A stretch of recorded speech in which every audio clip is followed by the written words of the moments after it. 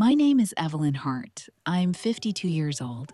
And last Monday, I found myself in a courtroom surrounded by men in suits, none of whom could fix what had gone terribly wrong. The conference room smelled of espresso and desperation. 8 lawyers sat silent, eyes darting over contracts and files, avoiding mine. At the head of the table was Victor Langston, the millionaire, cold, impeccably dressed, a man who built his empire on wealth management, credit systems, and high-stake investments. And the man who, unintentionally or not, had just swallowed my late husband's entire life's work in a single merger.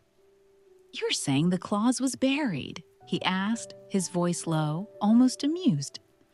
"Yes," stammered one of the lawyers, "buried in an amendment signed 12 years ago. We didn't see it." My heart thumped so loudly I couldn't hear the rest. That clause meant the family vineyard, my family's legacy, was no longer ours because of a credit line opened against it years ago with a bank my husband trusted. I clenched the papers in my hand. This wasn't just about grapes or land. It was about the sweat, the debt we took just to hold on, the card after card we maxed out to pay workers and taxes, the loans, the letters, the dignity slowly drained over decades. And now, a line hidden in legal jargon had stolen everything. That's when Maria entered. She wasn't supposed to be in the room, just the cleaning lady, always quiet, always invisible. But her eyes, they locked onto mine with something different. Sympathy? No. Determination. She moved around the table slowly, wiping surfaces. She stopped near a stack of folders, glanced, hesitated. "Excuse me," she said softly. "That paper, is it from Wellsfield Registry?" Victor raised an eyebrow. "Why does that matter?" Maria leaned closer. "Because if it is, then the original title wasn't transferred. I used to clean their office. I remember that stamp. They changed systems 5 years ago. That's an old seal." Everyone froze.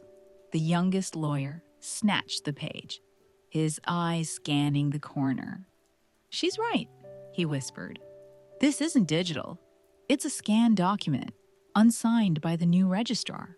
Suddenly, the air in the room shifted. Victor stood slowly. "Are you telling me this clause might not be legally binding?" No one answered, except Maria. "It's not real if it was never recorded properly," she said simply.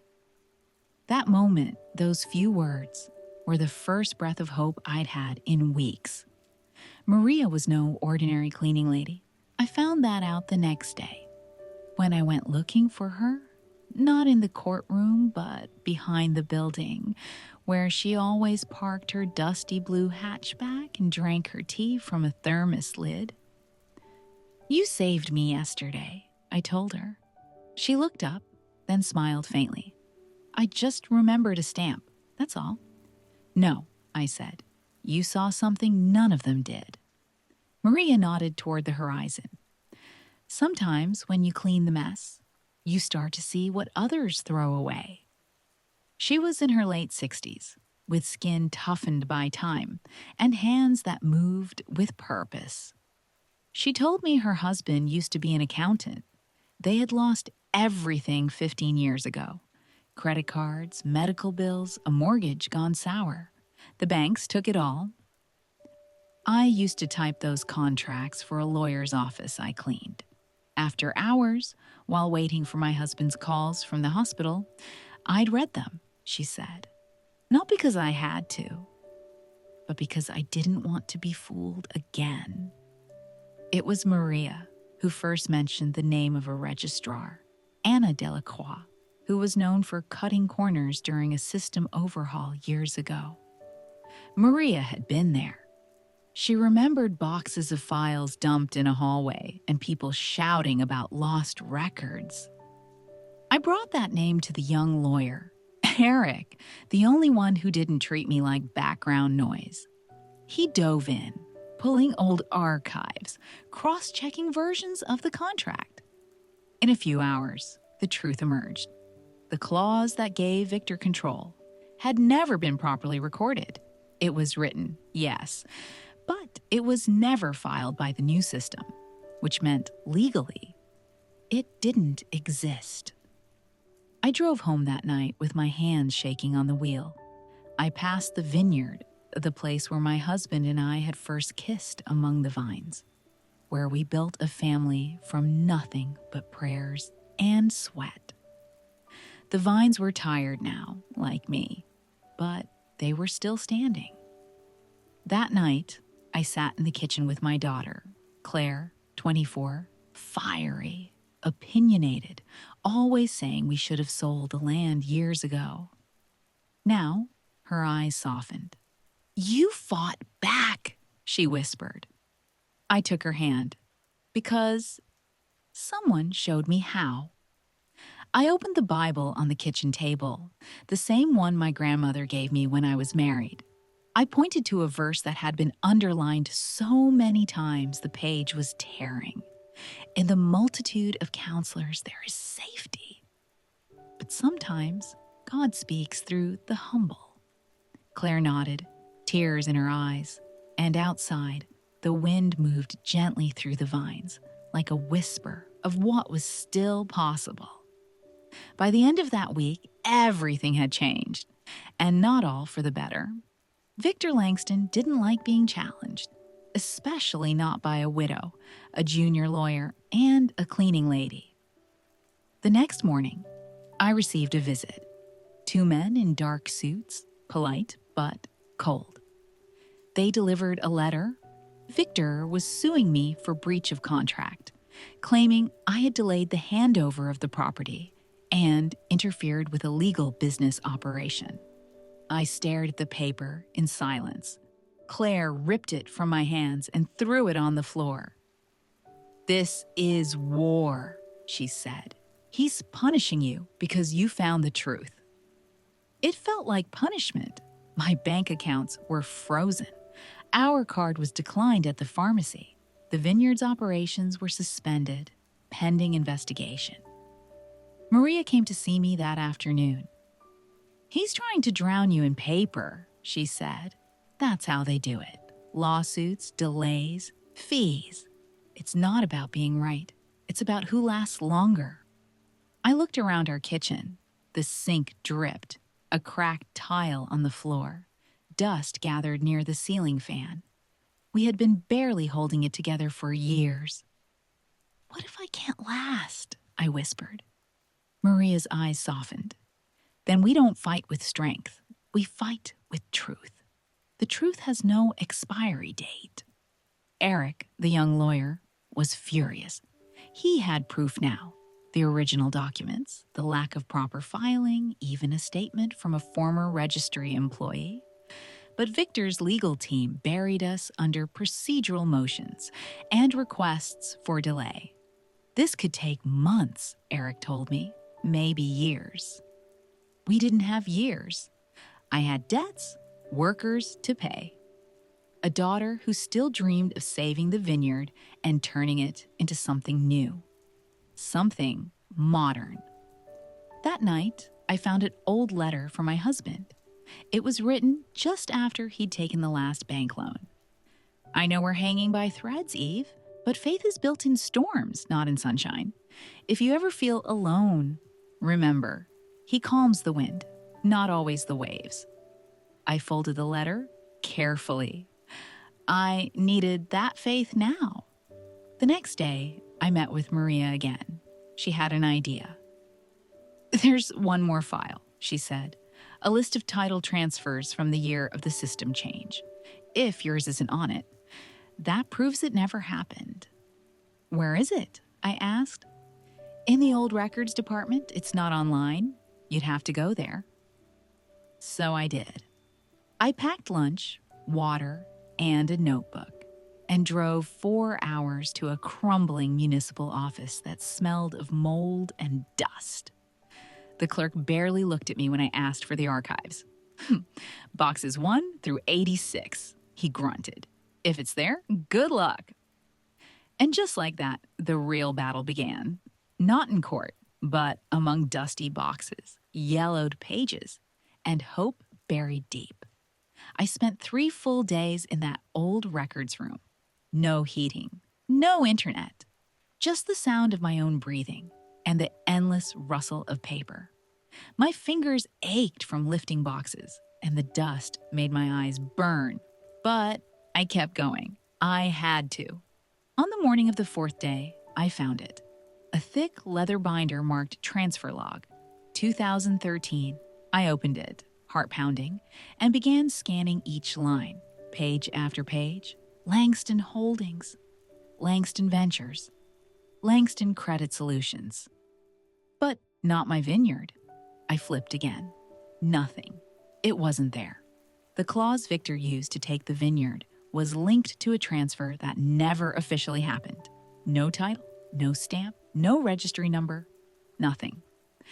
Tears filled my eyes, not of relief, but exhaustion. I called Eric. "We've got him," I whispered. "I have the proof in my hands." He didn't cheer. He didn't even breathe for a moment. Then calmly, he said, "Send photos. All of it. I'll file a counter motion right now." It felt like a turning point. But when I arrived home, something else was waiting for me. A black car parked outside. Victor Langston himself, standing by my porch, arms crossed, like he owned the air around him. I stepped out of my car slowly. He nodded. "I heard you've been digging." I didn't answer. "I admire persistence," he said. "But you're going to lose. Because you have more money?" He shrugged. "Because people like me don't fight fair. And people like you run out of time." Then he leaned in, voice low. "I can make this go away. I'll give you a settlement, enough to live comfortably. You walk away from the vineyard, and you keep what isn't yours," I said. "It was never really yours," he snapped. "You were hanging on by a thread. You mortgaged it 3 times. That land is drowning in debt." I clenched my fists. "That land is where my husband is buried." Silence. Then Victor said something I'll never forget. "Wealth is not sentimental. It's survival." I looked him in the eyes. Number. Wealth is what you build with love, with sweat, with faith. Survival without soul is just greed. He left without another word. That night, I gathered the workers. Some had left, others remained unpaid for weeks. I told them the truth, showed them the proof. "I can't pay you yet," I said, "but I will, if you stay with me, if we fight together." An old man stepped forward. Reuben. He had worked there since I was a girl. "We've worked for money," he said, "but we lived for this land. I'll stay." One by one, they all agreed. The vineyard was no longer just mine. It belonged to all of us. 2 weeks later, Eric called me with a voice I hadn't heard before, shaken, uncertain. "Evelyn." Something happened. I braced myself. "The judge assigned to the case just recused himself. Says he has a financial connection to Langston's trust." My blood ran cold. What does that mean? It means they'll assign another judge, yes, but now the case is delayed. Again. Victor was pulling strings. Meanwhile, the bills piled up. A bank we once trusted sent a default notice. I couldn't even use my card to pay for groceries. Claire had to borrow from her part-time job to buy milk. I sat outside that night, wrapped in a blanket on the porch, staring at the vineyard. Then Claire came out, handed me her phone. "Mom," she whispered, "look at this." It was a video. Maria, standing inside the town hall, speaking softly into a camera, telling the story, our story.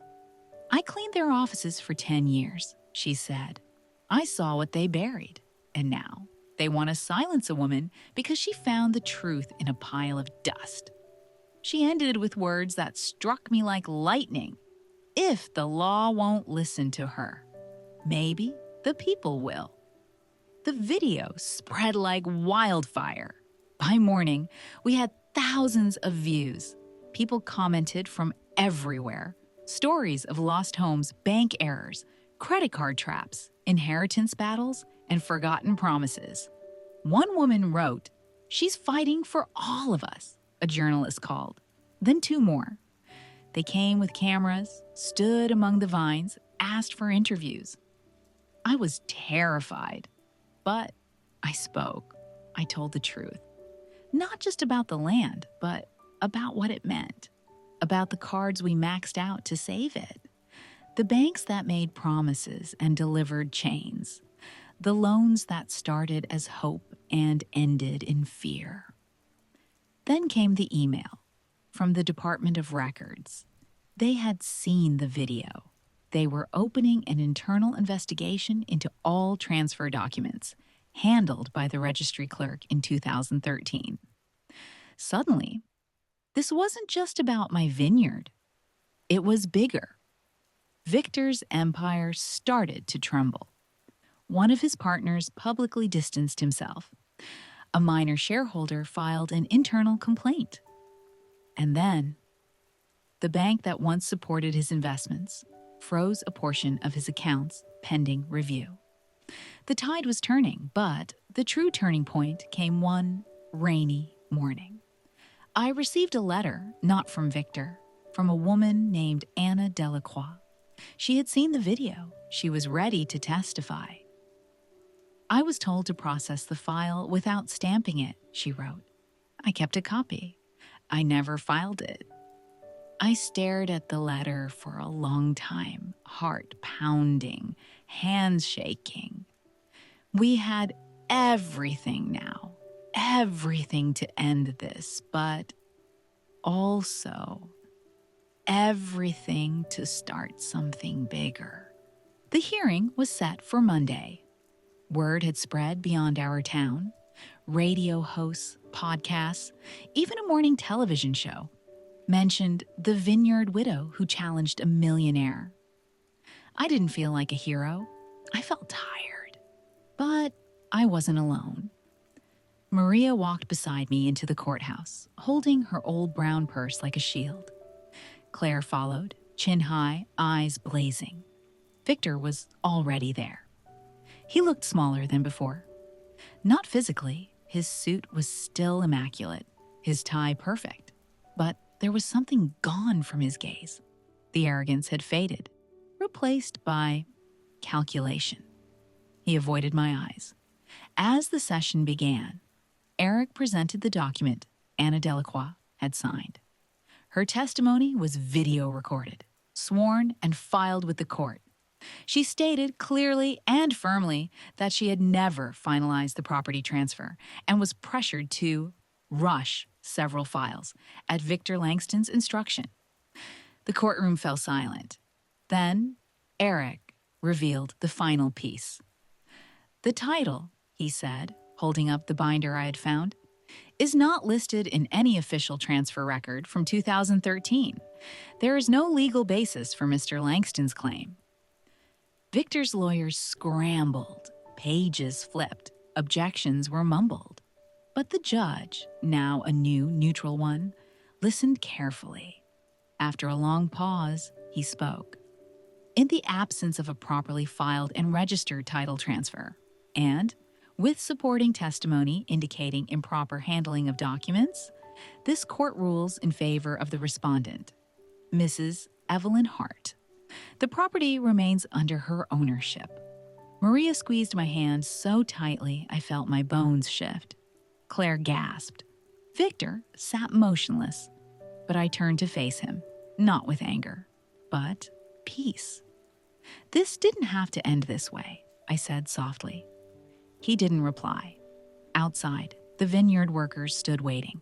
Some had come in their old uniforms, others with handmade signs that said things like, "Truth is stronger than wealth, and we are the roots of this land." And in the center of them, someone had planted a new vine, young, fragile, but alive. I walked over and knelt beside it. The soil was damp from the morning rain. I pressed my hand into the earth and whispered a prayer I had once heard my grandmother say when harvests were thin. Bless this root, Lord, and all who hold it dear. For we are dust, but we rise with faith. Reporters came with cameras, microphones, flashing lights. I spoke only one sentence. We didn't win because we had more money. We won because we didn't give up. Later that week, Victor's name appeared again. This time, not as a mogul, but in headlines about fraudulent practices, questionable property acquisitions, and a full audit of his dealings. He disappeared from public view. But I went back to pruning vines. Life after the courtroom wasn't easier. It was just clearer. The debts didn't vanish overnight. The credit card statements still came, and the banks still wanted their share. But now I had something I hadn't had in years: leverage, proof, a voice. And people were listening. The vineyard became more than a farm. It became a story of survival, faith, and quiet defiance. Orders for our wines increased. A local cooperative offered to invest. Not a loan, a partnership. Real trust, not chains hidden in fine print. Claire took over marketing. She redesigned the labels, adding a single word under the vineyard's name: redeemed. We hired back every worker we'd lost. Even Reuben, who had considered retiring, stayed on. I want to see one more season, he said, placing his hand on a young vine. This land has more to give. Maria visited often, though she refused any payment. I didn't help you for money, she said. I helped because someone needed to. Still, we gave her a chair at every meeting. She had a voice now, too. One afternoon, while preparing invoices, I received a call from a woman named Julia. She spoke softly, almost embarrassed. My father died last month, she said. He left us land, but the bank's trying to take it. I saw your story. Can you help me? I didn't hesitate. Come by next week, I told her. Bring everything. We'll go through it line by line. That's how it began. People started showing up. Single mothers, widows, retired workers.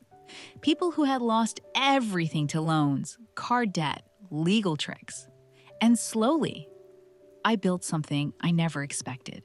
A small office next to the vineyard, where we helped people understand what they were signing before it was too late.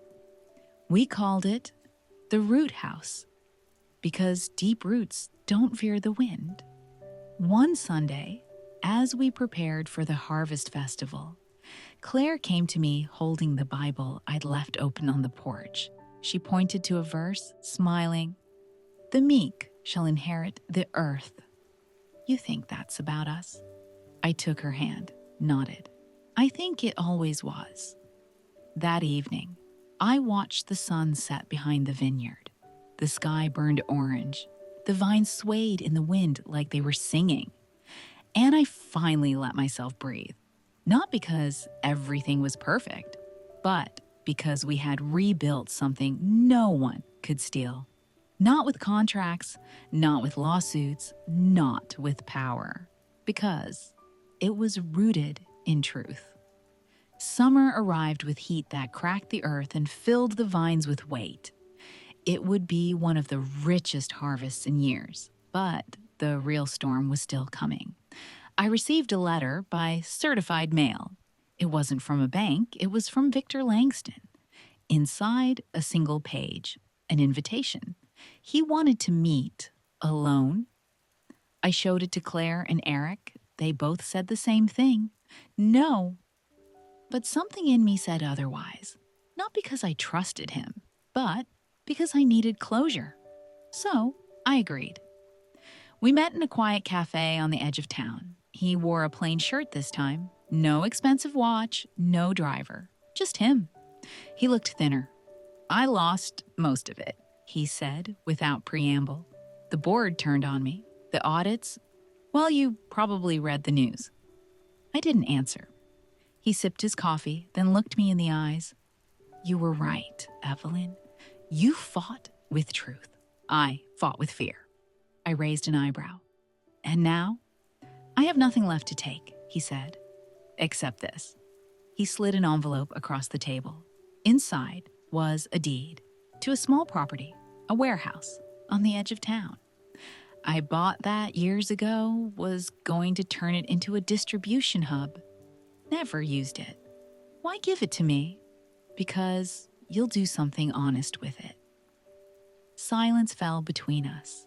Then he whispered, I remembered something from when I was a child. My mother used to read me stories from the Bible. She said, a man is only as strong as what he kneels to. I forgot that. You reminded me. I didn't forgive him, not fully, but I nodded. Thank you, I said, and meant it. That warehouse would become the new home of the Root House. Bigger, stronger, able to serve more people. Claire had already drawn the plans, a library, free legal support, financial literacy courses. And in the center of the main wall, we painted a quote from Proverbs, better is a little with righteousness than great revenues without right. As the Harvest Festival approached, preparations intensified. Workers danced. Maria baked pies. Even Reuben sang an old folk song as he loaded crates into the truck. It wasn't just celebration, it was resurrection. But just before the festival, news came that shook me to my core. Victor Langston had disappeared. Left the country, some said. Others whispered about debt collectors, lawsuits, even jail. But I knew. It wasn't about escape. It was shame. His empire had crumbled, yes, but deeper than that. He'd seen himself clearly and couldn't bear the reflection. The festival went on. Lanterns lit the sky. Music echoed into the night. People danced barefoot among the vines. And me? I watched from the edge, heart full, hands open, ready. The night of the Harvest Festival was unlike any we'd seen in years. Hundreds came, locals, journalists, strangers, who had followed our story online. Tables overflowed with food made by hands that once feared poverty. Wine flowed, laughter rose, and in every corner, I saw people who had once felt small, now standing tall. Then, as the music quieted, Claire took the stage. She tapped the microphone and gestured toward me. My mother didn't just save a vineyard, she said. She reminded us what matters most. Applause erupted, but I couldn't take credit alone. I stepped up beside her, lifted the mic. This vineyard was saved by hands that carried hope, I said, looking at Maria, Reuben, Eric, even the youngest workers. It was saved by truth and by the belief that no matter how deep we fall, we are never beyond restoration.